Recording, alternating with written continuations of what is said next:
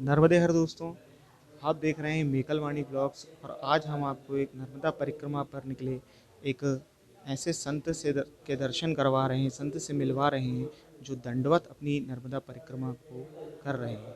आइए सीधे बात करते हैं श्री संत महोदय से। नर्मदे हर नर्मदे हर बेटा। ओम नमो नारायण। नर्मदे हर। महाराज जी, आपने माँ नर्मदा की परिक्रमा कर रहे हैं, तो हमारे दर्शकों को बताएंगे कि आपने कब शुरू की और आपका मन में मतलब क्या विचार थे जिसको लेकर आप माँ नर्मदा की परिक्रमा पर निकले हैं। हम भक्त हमारी कोई ना तो हमारी संकल्प है, हम एक ही चीज़ हमारी भगवती को लेकर चल रहे हैं कि लोगों का आस्था बढ़ना चाहिए। क्योंकि अभी मैं देख रहा हूँ कि हिंदू धर्म अभी इतना नीचे स्तर पर नीचे उतर रहा है जिसको कोई सीमित तादाद भी नहीं है। तो हम यही चाह रहे हैं कि हमारे माध्यम से जो भक्त सोए हुए निद्रा में हैं तो उनको हम जगाते चल रहे हैं। हमारा संकल्प है कि लोगों को जगाना, आस्था को बढ़ाना, श्रद्धा को बढ़ाना। इसके पहले हमारी पद परिक्रमा हो चुकी है। पद के पहले हमारी वृंदावन का भी पदयात्रा खत्म हो चुकी। अब पदयात्रा होने के बाद फिर हम वहाँ दंडवत भी किए वृंदावन का। वहाँ जब ये पूरा संकल्प होने के बाद हम मैया के तट में आए, तो यहाँ भी हमारी पहले पदयात्रा चला। अब पदयात्रा चलने के बाद फिर हमारी फिर दंडवत ले लिए। दंडवत परिक्रमा से मतलब आपका आशय यह है कि दंडवत परिक्रमा पे लोगों को आप क्या मतलब कि संदेश किस तरह से दे सकते हैं कि आपने जो दंडवत परिक्रमा का जो एक कहना चाहिए संकल्प लिया या आपका जो भी मन था उसके बारे में थोड़ा विचार स्पष्ट। हमारा जो दंडवत ले रहे हैं भक्त, तो मैं अखाड़ा से हूँ। इसके पहले मैं गृहस्थ का था। इसके पहले मेरा नाम ओम प्रकाश तिवारी है। ये मंडला जिले की ही रहने वाला हूँ मैं। हमारी 2 जिला से हूँ मैं। फर्स्ट जिला हमारा जन्म स्थान तहसील डिंडोरी, जिला डिंडोरी, ब्लॉक अमरपुर, और इसके साथ में जो ग्राम का नाम है तो चवरा। मैं रोहिणी प्रसाद तिवारी का सबसे छोटा पुत्र हूँ। इसके बाद अब पता नहीं भगवती की अनुकंपा है, ये मैं खुद नहीं बता सकता कि मैं ये क्या करना जा रहा हूँ। जो होता है भगवान की इच्छा से होता है। अच्छा, इसके पहले हमारी पहले भी आस्था थी कि इन्हें मैं संन्यास लूँगा। हाँ, 2-3 बार मैंने यहाँ वहाँ भागदौड़ भी किया, लेकिन ये माता पिता के रोने गाने के कारण फिर मैं वापस आ जाता था। अब हमारे माता पिता शांत हो चुके हैं, भाई परिवार हैं। इसके पहले व्यापार काम करता था। ये सब कुछ को छोड़ करके अब मैया के हम शरण में आ गए। आप दंडवत कर रहे हैं, इस दौरान आपको क्या अनुभव होते हैं कि मैया के परिक्रमा में कष्ट लगता है या फिर आनंद है? इसके नहीं नहीं, जो मैया के शरण में जो दंडवत लेने का जो आनंद है, उससे बड़ा आनंद क्या है? उससे बड़ा आनंद क्या है कि जो मिनट मिनट मस्तक झुक रहे हैं, जो मिनट मिनट मस्तक झुक रहे हैं, मिनट मिनट में भगवान पृथ्वी माता का मस्तक झुक रहा है, मिनट मिनट में भगवान के स्वरों का जो ओम नमः शिवाय का जाप हो, उससे बड़ा क्या चीज़ है? क्या दिनचर्या रहती है इस दौरान आपकी, मतलब कि कितना चलना है या कहाँ रुकना है इस हिसाब से? हमारी भक्त 3 किलोमीटर संकल्प है। हमारी संकल्प ये नहीं है कि हम 3 ही किलोमीटर, लेकिन जो हमारी जो मन के अंदर का जो संकल्प है, तो हम 3 किलोमीटर का संकल्प लिए हैं इसके पहले। हर दिन 3 किलो? हाँ जी, प्रतिदिन मतलब 3 किलोमीटर हमारी संकल्प है।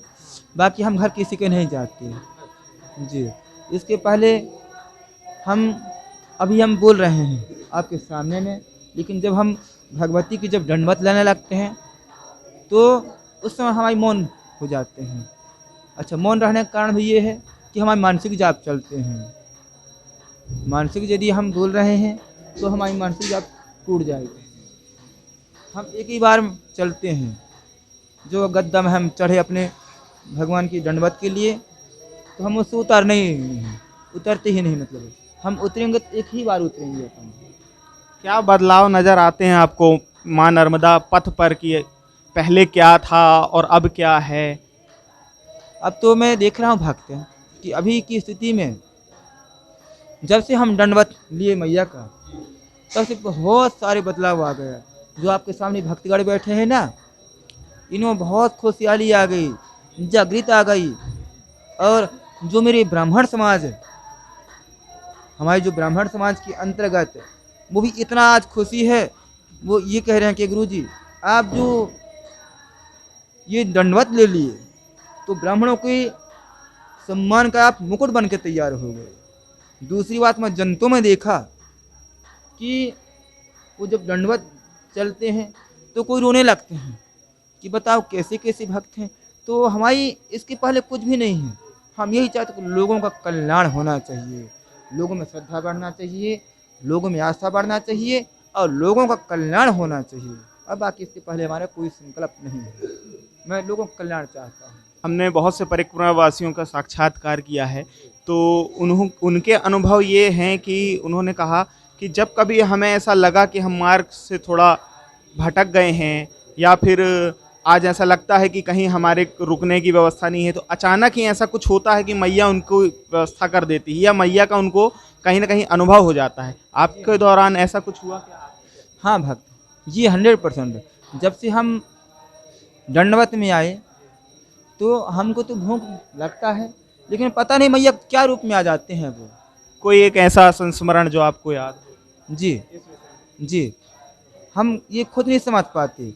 यदि हमको भूख भी लगेगा, प्यास भी लगेगा, तो हम ये जानते हैं, लेकिन हमारे वो मैया के रूप हैं वो चाहे जेंट्स हो स्त्री हो जो भी हों, लेकिन पता नहीं कौन से रूप में आ जाते हैं वो।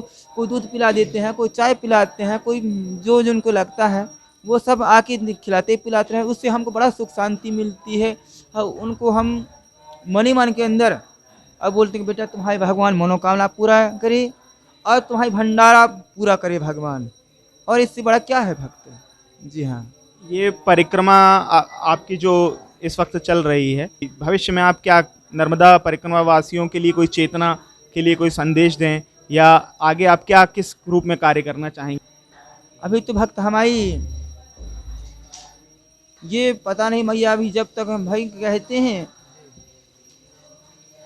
कि माता का काम किन्हें बिना मोहि कहाँ विश्राम। एक बात रामायण में आई है, हनुमान जी जो है कालनी में को बोल रहे हैं कि रामे काज किन्हें बिना मोहि कहाँ विश्राम। हनुमान जी कालनी में को बोल रहे हैं। अब मैं बोल रहा हूँ कि माता का काम किन्हें बिना मोहि कहाँ विश्राम। जब तक मैं दक्षिण से उत्तर की क्लास नहीं कर दूंगा, तब तक मेरे को सुख शांति नहीं मिलेगी। जब तक मैं उत्तर से दक्षिण क्रॉस नहीं कर दूंगा, तब तक मेरे को सुख शांति नहीं मिलेगी।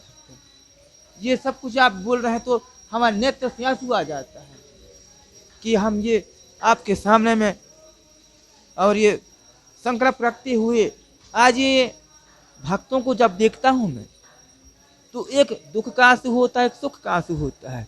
तो ये हमारे सुख का आंसू है। आप लोगों को ये सब कुछ श्रद्धा को देखते हुए कि आज मैं कौन से स्थान में बैठा हूँ और मैया मेरे को कहाँ ला के रख दी है आज। महाराज, आपने इतना समय हमें दिया। आपकी माँ नर्मदा परिक्रमा बहुत सफल हो। आपका जो उद्देश्य है वह माँ नर्मदा पूर्ण करे, यही हमारी शुभकामनाएं हैं। धन्यवाद। नर्मदे।